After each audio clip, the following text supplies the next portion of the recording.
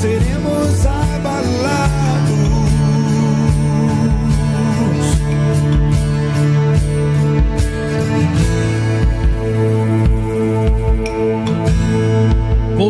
Voltamos, lindo louvor com André Valadão, não seremos abalados. Bom, queridos, nós vamos hoje estudar sobre a escolha de Arão e as vestes sacerdotais. Existe um simbolismo muito grande dentro das vestes sacerdotais. O sumo sacerdote, que o primeiro deles foi Arão, tinha uma veste diferenciada dos outros sacerdotes, que a princípio foram seus 4 filhos, e depois houveram outros sacerdotes, mas nós vamos ver o porquê dessas vestes, o porquê, qual o motivo, qual a finalidade e quais são as partes que compunham as vestes sacerdotais. E no final dessa aula a gente vai falar um pouquinho da escolha de Arão, o porquê Deus escolheu Arão para ser o seu sacerdote. Ok? Nossa aula de hoje está baseada em Êxodo capítulo 28. Êxodo, toda a aula nossa hoje vai falar dentro do capítulo 28 do livro do Êxodo. Então, se você quiser acompanhar na sua Bíblia, ou nós vamos ter alguns textos aqui no slide, tá? Fica aqui conosco para que você possa acompanhar. Bom, diz aqui, Êxodo 28. A gente está ao vivo e ao vivo é assim mesmo. Vamos ver se vai agora. Aí foi. Êxodo 28, do 1 ao 3, diz assim: Depois tu farás teu irmão Arão e seus filhos com ele, do meio dos filhos de Israel, para me administrarem o ofício sacerdotal, a saber, Arão e seus filhos, Nadab, Abiú, Eleazar e Itamar. Então Deus deixou muito claro para Moisés que Deus estava escolhendo Arão e os seus filhos do meio dos filhos de Israel para que pudessem administrar o ofício sacerdotal. E diz aqui: e farás vestes santas a Arão, teu irmão, para glória e ornamento. Versículo 3: falarás também a todos os que são sábios de coração, a quem eu tenha enchido do espírito de sabedoria, que façam vestes a Arão para santificá-lo, para que me administre o ofício sacerdotal. Para que me administre o ofício sacerdotal. Bom, aqui é um detalhe interessante. Primeira coisa que Deus fala assim, que era para escolher os sábios de coração, a quem Deus tinha colocado um espírito de sabedoria. Deus havia dado o dom e a habilidade, né, para fazer vestimentas. Lembrando que naquela época não havia maquinários, não havia indústria têxtil, tá? Então era tudo de forma muito manual. E aqui ele fala, para que façam vestes a Arão para santificá-lo. A palavra santificar significa separar, né? Significa colocar à parte, para que possam separá-lo, para que possam santificá-lo, para que me administre o ofício sacerdotal. Então nós vamos falar um pouquinho sobre as vestes sacerdotais, ok? Vestes sacerdotais. O porquê das vestes diferenciadas? O que tinha, qual que era a finalidade, o motivo dessas vestes diferenciadas? Então a tradução, a versão aqui do texto que nós lemos de Êxodo 28, na versão Almeida Revista e Corrigida, e também na atualizada, fala assim: para glória e ornamento. O texto que nós lemos, aqui no versículo 2, e farás vestes santas a Arão teu irmão, para glória e ornamento. Para glória e ornamento. Então, tá aí essas duas finalidades, para glória e ornamento. Já a versão, na nova tradução na linguagem de hoje, fala a fim de darem a ele dignidade e beleza, para glória e ornamento. A fim de darem a ele dignidade e beleza. Ok? Na nova versão internacional, a chamada NVI, diz assim: para lhe conferirem dignidade e honra. Na verdade, o que está querendo dizer aqui é o seguinte: para que ele pudesse ter destaque, diferenciação e reconhecimento. Essa era a finalidade dessas vestes sacerdotais. Para que ele tivesse destaque, quando todos olhassem no meio da multidão, olhassem Arão, visse ele com as vestes sacerdotais e pudessem identificá-lo, para que ele pudesse se destacar no meio das pessoas e para que pudesse dar a ele reconhecimento, para que ele fosse de forma muito facilmente reconhecida como o sacerdote do Senhor, como aquele que tinha o ofício de ser o intermediador entre o povo e Deus, entre Israel e o Senhor. Então, as vestes sacerdotais tinham a finalidade de dar a Arão e aos sacerdotes reconhecimento, destaque e honra para eles, ok? Os sacerdotes normais, que não eram sumo sacerdote, então, de início, logo de começo, quando Deus chamou Arão para o sacerdócio, Deus chamou também os seus 4 filhos. Os seus 4 filhos, Nadab, Abiú, Eleazar e Itamar. Então, o sumo sacerdote tinha uma veste, mas os demais sacerdotes, os outros sacerdotes, tinham uma veste diferenciada, que eram compostas por 4 peças de roupas. Calções, a gente vai ver isso aqui no texto, calções, vamos imaginar aí uma bermuda, tá? Uma túnica, tá? Que ia por cima, como se fosse um vestido mesmo até os pés, uma túnica branca, um cinto, que era uma faixa que ficava presa na cintura, tá? Que segurava aí a túnica, para que a túnica não ficasse esvoaçada, então esse cinto na altura da cintura, e uma mitra, que era uma espécie de chapéu, só para a gente entender, como se fosse aquele chapéu de chefe, né? Então, um chapéu branco, tá, chamado de mitra. Diz aqui Êxodo 28, versículos 40 a 42. Para os filhos de Arão, faça túnicas, cintos e mitras, a fim de lhes darem dignidade e beleza. Olha só, a fim de lhes darem dignidade e beleza. Então faça para os filhos de Arão, para os sacerdotes, túnicas, aquele vestido branco, cintos, aquela faixa que é no meio, e mitras, o chapéuzinho branco, a fim de lhes darem dignidade e beleza. Com essas roupas, vistas seu irmão Arão, ou seja, Arão também tinha essas vestes, e os filhos dele. Depois consagra e dedique-os, ou seja, vista eles com essas roupas, depois faça todo o ritual ali de consagração para que eles possam ser dedicados e consagrados ao Senhor.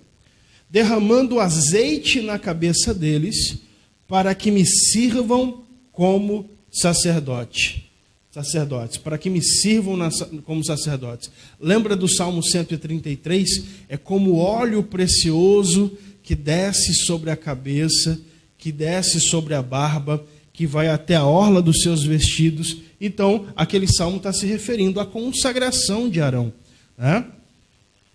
42. Façam calções de linho para cobrir a nudez deles, calções que vão da cintura até as coxas. Calções que vão das cinturas até as coxas. Então aqui falou de 3 peças, né? Túnica, cintos e mitra, e aqui vai completar com os calções de linho, tá? Calções de linho, tá? Brancos, que iam da cintura até as coxas. Então, só para a gente entender, o linho fino branco, olha só, o linho fino branco representa a pureza e a justiça de Deus. Por que especificamente Deus disse que eles deveriam se vestir com roupas de linho fino, branco? Por causa da pureza e da justiça. Deus estava separando eles, Deus estava ordenando eles para o sacerdócio e fazendo com que eles se tornassem, ou que eles representassem a pureza de Deus e a justiça de Deus para o povo. Levítico 16, versículo 4, é só mais um texto para complementar. Levítico 16 vai falar sobre o dia da expiação, o Yom Kippur. Antes de entrar para fazer o ritual do Yom Kippur, Arão tomará um banho e vestirá as roupas sacerdotais, todas feitas de linho. Mais uma vez aqui, todas feitas de linho. Os calções, a túnica e o cinto. E na sua cabeça ele colocará a mitra, também feita de linho. Então essas eram as 4 peças. Aqui tem uma ilustração, só para a gente ter mais ou menos uma ideia. Tá? Por baixo aqui da túnica estava o calção, uma bermuda. Tá? A túnica feita de linho, o cinto, tá? Que ia em volta e prendia aí no abdômen, e a mitra, que era esse chapéu branco, que parece aí um chapéu de chefe, né? Chefe de cozinha. Os filhos de Arão se vestiam dessa forma. Então essas eram as vestes oficiais dos sacerdotes filhos de Arão. Essa era a primeira parte da roupa do sumo sacerdote. Então essas 4 peças era a primeira parte. Enquanto os sacerdotes, eles se vestiam assim, o sumo sacerdote também se vestia assim, mas haviam outras peças que completavam as roupas e as vestes do sumo sacerdote. Que são elas? Além dessas peças, a roupa do sumo sacerdote também possuía um éfode, a gente vai explicar o que é éfode, um peitoral, uma placa da mitra, tá? Uma placa na mitra. Então, essas 3 partes aqui eram a mais, eram o que tinha de diferencial do sumo sacerdote para os outros sacerdotes. Tá? Que é mais ou menos isso aqui. Tá? O que era um éfode?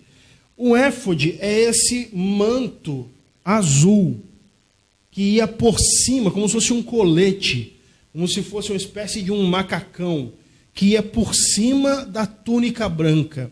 Então, o sumo sacerdote, a princípio, Arão, e depois, com a morte de Arão, sempre os primeiros filhos dessa linhagem, os primogênitos, iam assumindo o sumo sacerdócio, tá? Eles vestiam essa roupa, essa indumentária especial. Então, o éfode era um manto feito de estofo azul, com traçados de carmesim, púrpura e fios de ouro. Tá? Então havia traçados, né? Então a gente está vendo aqui, traçados de carmesim, de púrpura e fios de ouro. Havia toda uma representação nisso aqui. Tá? Havia toda uma representação. O estofo azul mostrava que o sacerdote ele era escolhido do céu. Ele era escolhido, veio de Deus. Tá? O carmesim mostrava que ele era um representante de Deus, mas que ele também representava a morte. O carmesim é o vermelho, representava a morte. Por quê? Porque o ofício do sacerdote era sacrificar os animais. Um dos ofícios era sacrificar os animais em favor do povo. A gente viu isso na aula passada, na aula 2, sobre os sacrifícios do Antigo Testamento. Então, esse carmesim, esse traçado de carmesim, vê que é como se fosse um salpicado de sangue na roupa dele, mostra que ele representava a morte. Ele estava ali, ele veio de Deus, mas ele estava ali para representar a morte. A púrpura fala da realeza.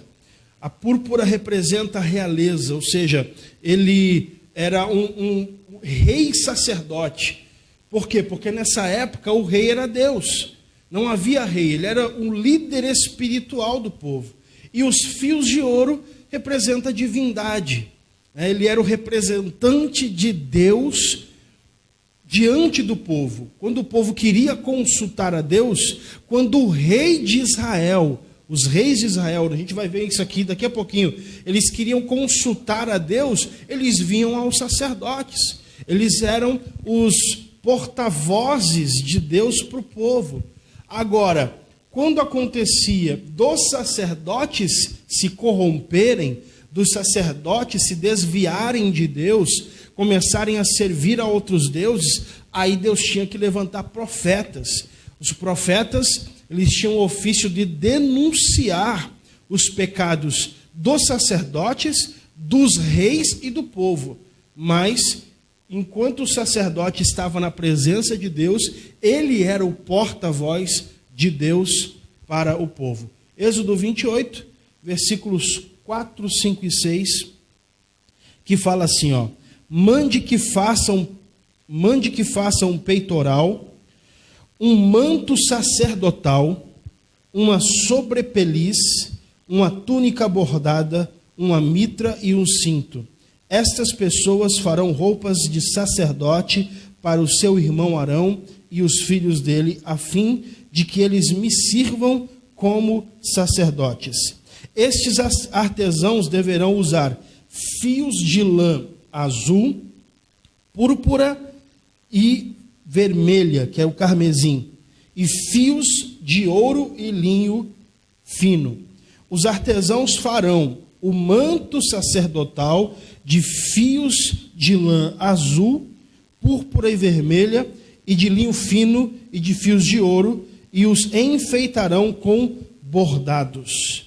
E os enfeitarão com bordados. Então esse era o éfode. Tá? Quando você ler na Bíblia, sempre que você, grave isso, sempre que você ler na Bíblia a palavra éfode, lembre desse manto azul. Lembre, éfode, manto azul. Pra você nunca mais esquecer.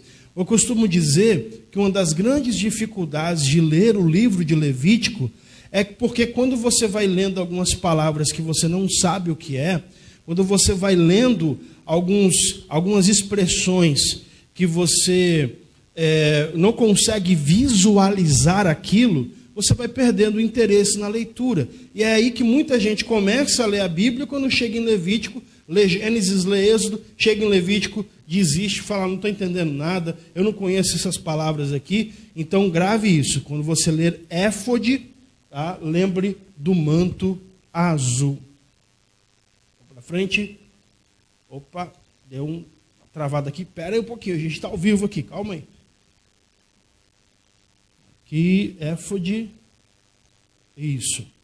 Deus mandou colocar nas ombreiras 2 pedras de ônix. Olha só, Deus mandou colocar nas ombreiras desse manto, nas ombreiras desse éfode, 2 pedras de ônix. Ônix é uma pedra preciosa, tá? Com os nomes das 12 tribos de Israel. Então, num lado tinham 6 tribos gravadas na pedra, no outro lado o nome de mais 6 tribos, representando as 12 tribos de Israel, 6 tribos de cada lado. Agora, por quê? Por que Deus mandou colocar 2 pedras de ônix, 6 nomes das tribos de um lado, 6 nomes das tribos de outro?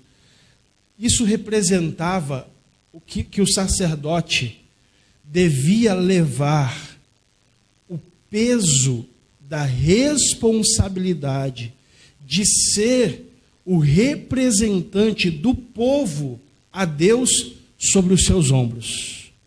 Ou seja, o peso de levar.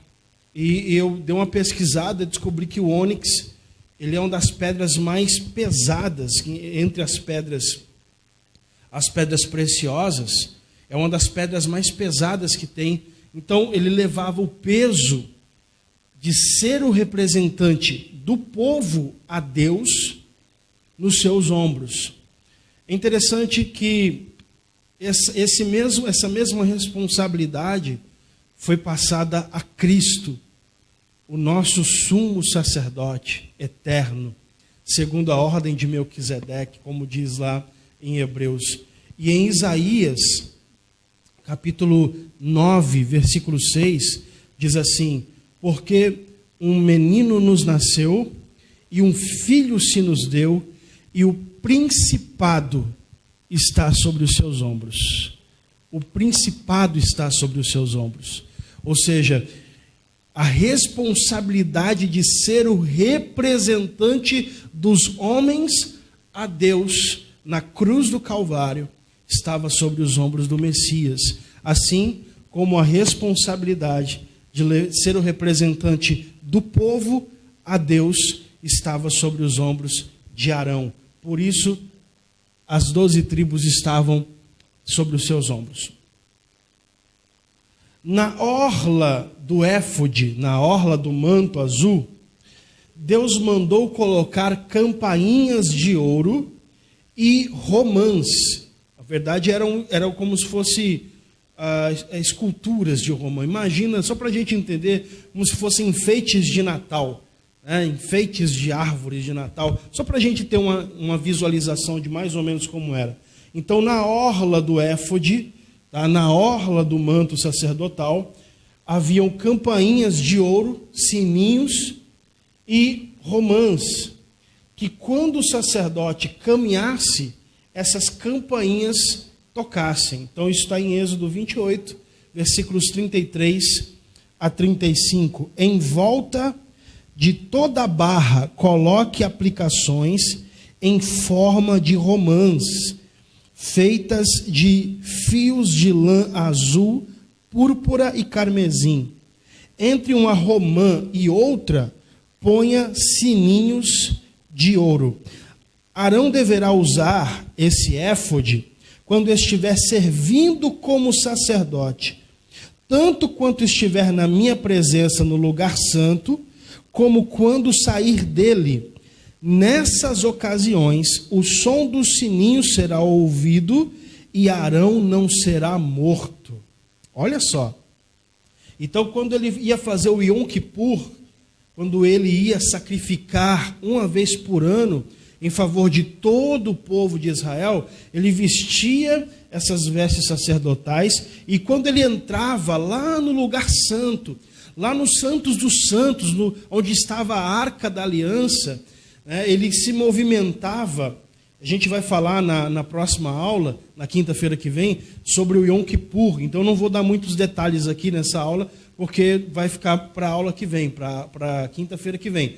Mas quando ele se movimentava dentro do Santíssimo, do lugar Santo dos Santos, então essas campainhas elas se movimentavam e elas tocavam, e isso fazia com que o povo ouvisse que ele estava vivo. Porque se o sacerdote entrasse estando em pecado, no lugar santíssimo, onde estava a Arca da Aliança, ele era morto, né? Ele era fulminado.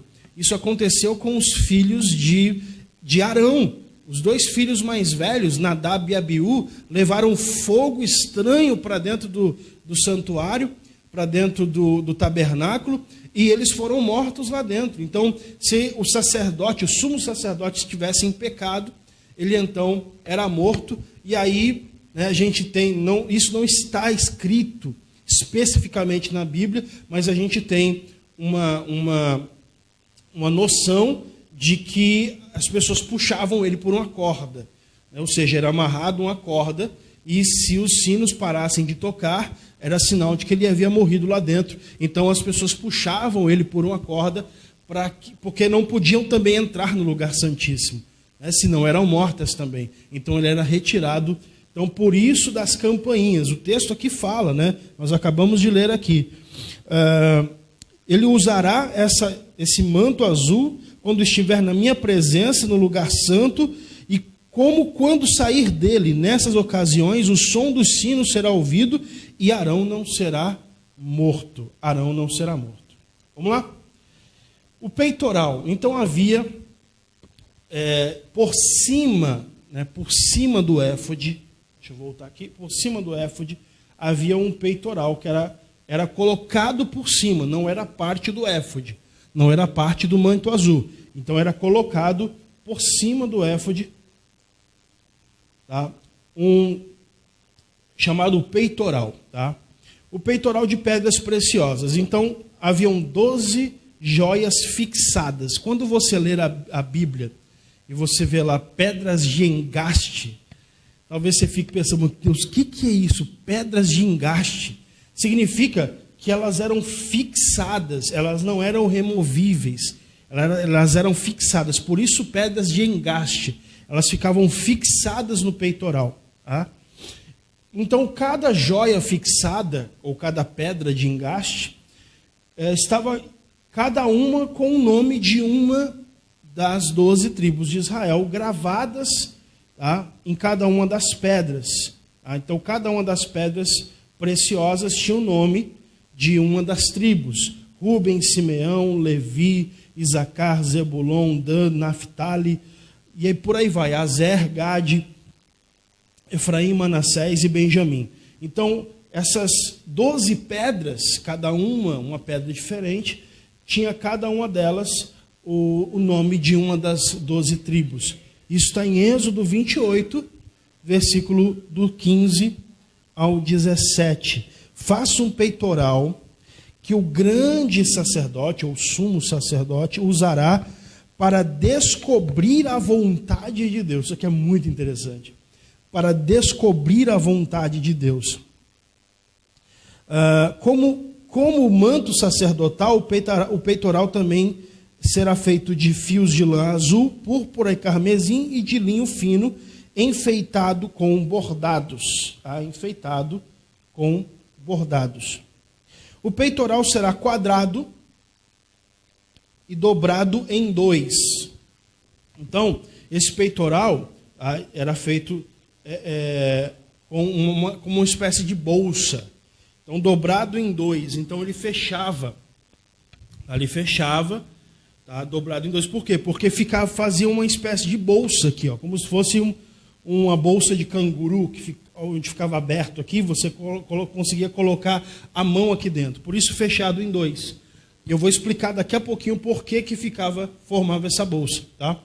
Então, era dobrado em 2. Terá 1 palmo de comprimento por 1 palmo de largura. Coloque nele 4 carreiras de pedras preciosas. Então, 4 carreiras, eram de 3 em 3. 1, 2, 3, 4. 4 carreiras de pedras preciosas. Essas eram as pedras que compunham o peitoral.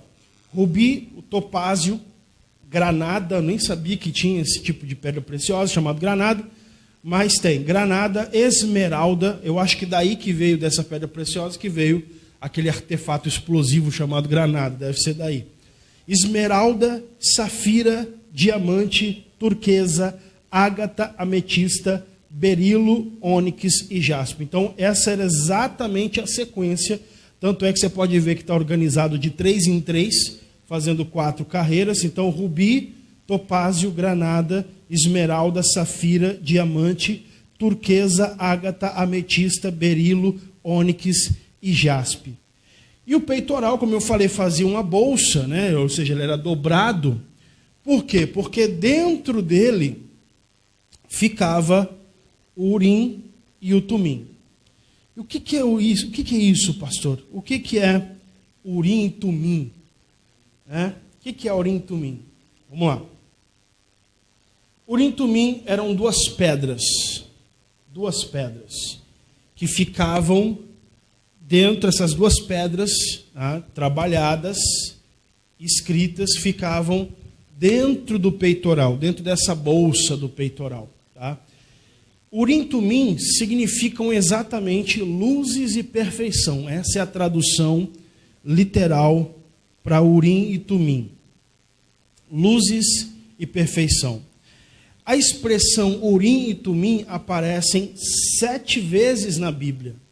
Então, durante o Antigo Testamento, 7 vezes aparece Urim e Tumim. Tá? E elas serviam para saber a vontade de Deus sobre uma questão importante. Então, toda vez que alguém tinha uma questão importante, principalmente na época da monarquia, a partir de Saul, depois Davi, depois os reis de Israel, quando eles queriam saber uma resposta de Deus, uma resposta importante. Por exemplo, você lê lá em 2 Samuel, por diversos textos, dizendo que Davi foi consultar ao Senhor para ver se sairia a guerra contra os seus inimigos. E o Senhor dizia, vai. O Senhor dizia, pode ir, ou então não vá. Então a forma dos reis consultarem a Deus, a resposta de Deus e a vontade de Deus, uma das formas era através de Urim e Tumim, onde o sacerdote ele buscava ali a vontade e a resposta de Deus. Vou mostrar para você alguns textos que falam de Urim e Tumim na Bíblia. Primeiro texto, Êxodo 28, versículo 30, que diz assim: ponha, é o texto aqui que nós estamos baseando, tá, o nosso estudo hoje. Ponha o Urim e o Tumim dentro do peitoral, para que estejam em cima do coração de Arão, quando ele estiver na minha presença. Nessas ocasiões, Arão deverá usar o peitoral, para que ele possa saber o que eu quero que o povo de Israel faça. Olha só que coisa linda isso. Ou seja, Deus falou assim, olha, você vai colocar as 2 pedras, Urim e Tumim, dentro do peitoral, aquela bolsa, e todas as vezes que você for, que Israel tiver alguma questão importante, que quiser saber a minha vontade, o sacerdote irá usar o peitoral, para que essas pedras estejam em cima do coração dele. Então ele vai lançar sorte para saber qual é a minha vontade.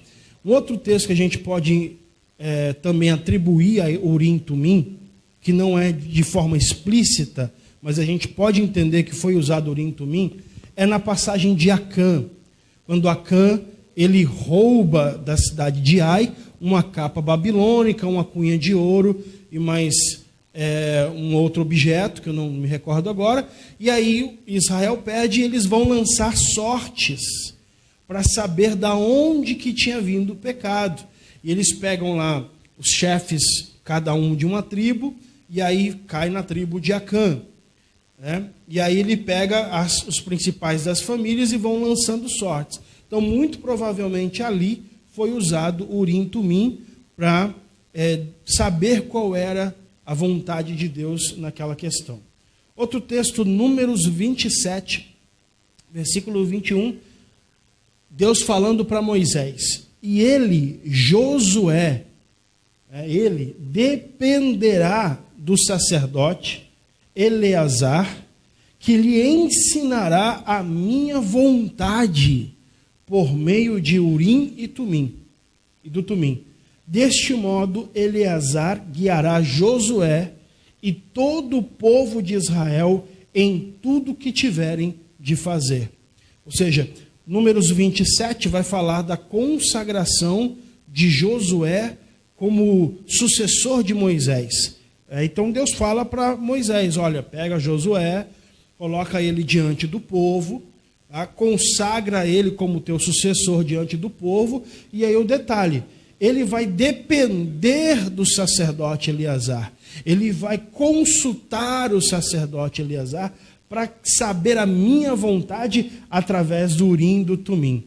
Então todas as vezes que ele quiser saber a minha vontade, ele procura o sacerdote, e eu vou mostrar a minha vontade a Eleazar, e vou passar isso para Josué e para todo o povo. Ou seja, Josué era o líder militar, o comandante, tá?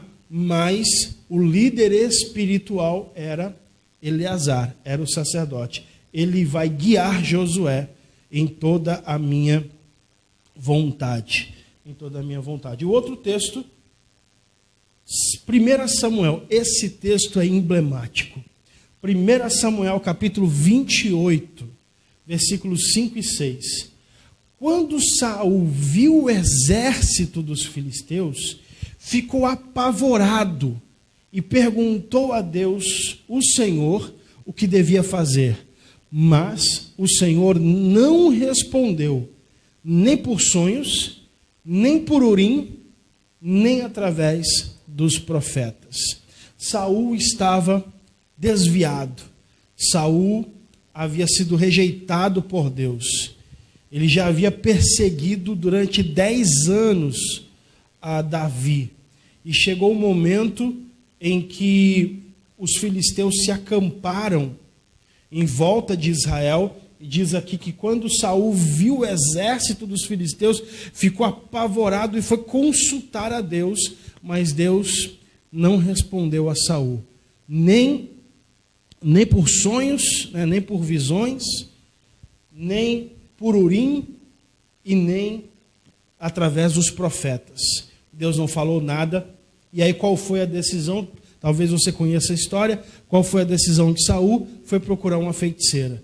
Quando ele não achou a resposta de Deus, ele foi procurar a pitonisa de Endor, ou uma feiticeira, para saber, consultar os mortos e saber qual era o que ele devia fazer. Tá? Agora, a grande pergunta é o seguinte, como era feito, tá, essa consulta? Existem duas interpretações. A Bíblia não fala de forma clara, os livros também não falam de forma como isso acontecia, mas existem duas versões para como isso acontecia, como era lançada essa sorte, como se buscava a vontade de Deus. A primeira versão é de que, como Urim e Tumim se chama luzes e perfeição, é de que essas pedras, elas eram lançadas, elas eram jogadas, e a resposta de Deus, ou seja, não ou sim, a resposta de Deus aparecia de forma que acendia as letras da pedra que Deus estava respondendo. Então, uma pedra estava escrito não, a outra pedra estava escrito sim, e na hora que era lançada essas duas pedras, né, é uma das teorias, uma das versões, tá? Ou seja, a pedra que era a resposta de Deus acendia uma luz, né? E isso é baseado, como eu falei, no nome das pedras Urim e Tumim, que significa luzes e perfeição. A outra versão, que é a mais provável, é que é a seguinte: essas pedras, uma delas estava escrita sim e não, sim de um lado e não atrás. A outra estava escrita sim e não. Então as duas pedras tinham as mesmas inscrições, sim e não. Tá? E aí o sacerdote consultava a Deus, fazia lá uma oração, perguntava a vontade de Deus e lançava essas pedras como se fossem dados. Lançava as pedras e aí, se aparecesse sim e sim, a resposta de Deus era sim. Se aparecesse não e não, a resposta de Deus era não. Mas se aparecesse sim e não na outra pedra, a resposta não era nenhuma, ou seja, Deus não estava respondendo. Por isso, diz o texto lá de Samuel, que Deus não respondeu por Urim. Ou seja, lançava a sorte, lançava as pedras, dava sim e não. Lançava de novo, sim e não. Deus não estava respondendo a Saul. Tá? Então essas são as duas versões de como era feita essa consulta a Deus através de Urim e Tumim. Certo? Por último, né? Por último, a última parte da veste do sumo sacerdote era uma lâmina de ouro. Eu sei que está meio embaçado aqui, isso aqui é um boneco, né? Era uma lâmina de ouro. Então, assim como os outros sacerdotes, o sumo sacerdote Arão tinha uma mitra branca, porém havia uma lâmina de ouro que era presa através de um fio azul por cima da mitra, e nessa lâmina estava escrito: santidade ao Senhor. Santidade ao Senhor. Isso está em Êxodo, capítulo 28, versículo 36 ao 38. Faça também uma placa de ouro puro, grave nela a seguinte frase: santidade ao Senhor. Santidade ao Senhor. Agora, para nós completarmos, a grande pergunta vamos falar um pouquinho sobre a escolha de Arão, né? Arão foi escolhido por Deus para ser o sacerdote. Nós vamos ver o texto de Deuteronômio 28, o mesmo texto que nós lemos. Fala assim: depois tu farás teu irmão Arão. Então Deus falando para Moisés. Moisés era o líder do povo quando saíram do Egito. Moisés era aquele que falava com Deus, é aquele que recebia as instruções de Deus. Moisés era aquele que entregou a lei ao povo, recebeu a lei de Deus para entregá-la ao povo. E aí Deus fala para Moisés: depois tu farás teu irmão Arão e seus filhos com ele do meio dos filhos de Israel, para me administrarem o ofício sacerdotal, a saber, Arão e seus filhos, Nadab, Abiú, Eleazar e Itamar. O detalhe interessante aqui é que é o seguinte: Arão e seus filhos foram escolhidos por Deus. Foi Deus quem escolheu Arão. Não foi Moisés que escolheu Arão pelo simples fato de ser seu irmão. Não foi o povo que escolheu Arão por ser irmão de Moisés. Não foram os líderes de Israel, os juízes de Israel, os anciãos de Israel, que escolheram Arão pelo fato dele estar com Moisés junto de Faraó na libertação do povo, né? Quando eles foram lá e Deus enviou as pragas, Arão era o porta-voz de Moisés naquele momento. Mas a escolha de Arão para o sacerdócio foi feita por Deus. Foi o próprio Deus que disse: Moisés, separa teu irmão Arão e os seus filhos do meio dos filhos de Israel para me administrarem o sacerdócio. Os sacerdotes, eles eram falhos, mas Deus os chamou mesmo na sua imperfeição. Ou seja, os sacerdotes tinham falhas. Deus chamou homens falhos, homens imperfeitos. Tanto é que na primeira provação de Arão, primeiro teste de Arão como líder, né, Arão subiu no Monte Sinai, e aí chegou lá em cima. Engraçado, interessante, que isso está depois do capítulo 28. Depois da escolha. Depois que Deus mandou separar. Moisés subiu lá no monte para falar com Deus. Ficou 40 dias e 40 noites. E o povo chegou em Arão. Arão ficou representando Moisés. E o povo chegou e disse: Arão, Moisés já morreu. Vamos fazer um Deus para nós, vamos fazer uma estátua para nós, para que nós possamos seguir. E Arão cedeu à pressão do povo e fez ali, pegaram um molde de um bezerro, muito provavelmente do deus Apis, que era o deus do Egito, que tinha o formato de um touro, e fizeram um bezerro de ouro. Ou seja, Arão falhou no seu primeiro teste como líder, como sacerdote, mas Deus chamou homens falhos para exercerem o ministério sacerdotal, para que a perfeição viesse de Deus, para que a glória viesse de Deus. Quem era Moisés?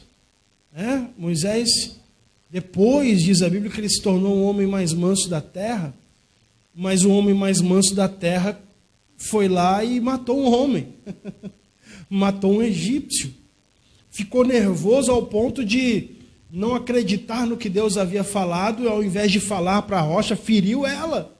Esse era o homem mais manso da terra.